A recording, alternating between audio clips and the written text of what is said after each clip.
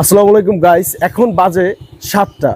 এখন সকাল 7টা বাজে। আর এই 7টা বাজে আমরা এখন কোথায় যাচ্ছি জানেন? ডাকে মাছ কিনতে।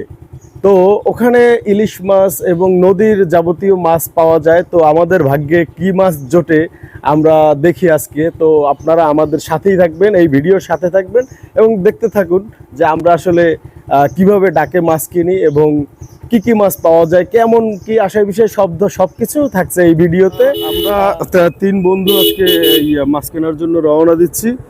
তো আমরা এখানে আমার আরেক বন্ধুরে রিসিভ করতে আসলাম।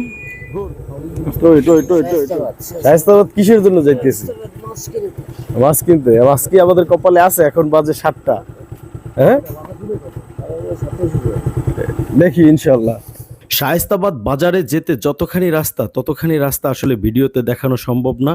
সেই জন্য আমি আপনাদের সুবিধার্থে, চেনার সুবিধার্থে আমি আপনাদের তালতলি ব্রিজটি দেখাচ্ছি।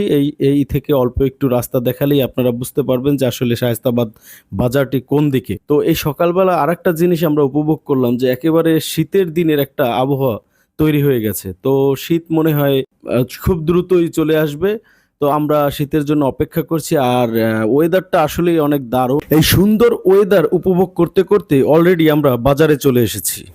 সো গাইস, আমরা আজকে এখানে আসার পরে সকালবেলা ঘুম দিয়ে উঠছি, তো পেটে অনেক খিদে। তো একটু গাদার পরে এরপরে মাছ কিনতে যাবো। তো বাদবাকি আপডেট থাকবে, সামনে দেখতে থাকুন, পাই যাবেন সব। খাওয়া দাওয়া শেষ করে বাজারে এসেই দেখি মাছের ডাক শুরু হয়ে গেছে। তো আমরা সরাসরি মাছের ডাকে অংশগ্রহণ করলাম এবং চারিপাশে ঘুরে ঘুরে দেখতে থাকলাম। তো আপনারাও আমাদের সাথে দেখতে থাকুন মাছের ডাক কেমন হয়, কিভাবে ডাকে, কিভাবে কেনাকাটা হয়।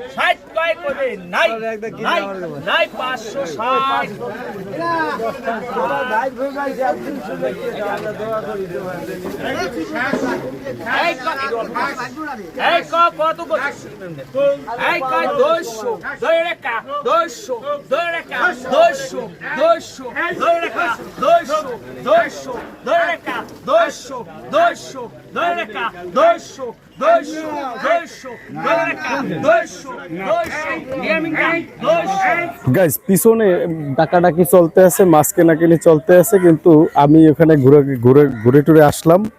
ওখানে আসলে যে ধরনের মাছ উঠছে এগুলা আসলে আমি নিতে আসি নাই। এগুলো দেশি হাঁসরা মাছ উঠছে, ওগুলো নিতে আসি নাই। আমি আসছিলাম ইলিশ মাছ নিতে, তাও আবার ছোট ছোট ইলিশ মাছ। তো ওই ধরনের ইলিশ মাছ আমি নেওয়ার জন্য আসি না, একটু বড় সাইজ হলে নিতাম। তো আজকে এই বাজার থেকে আমাদের ভাগ্যে কোনো মাছ জোটে নাই। তো ব্যাড লাক। ভিডিওটা কেমন লাগলো সবাই কমেন্টে জানাবেন। আল্লাহ হাফেজ।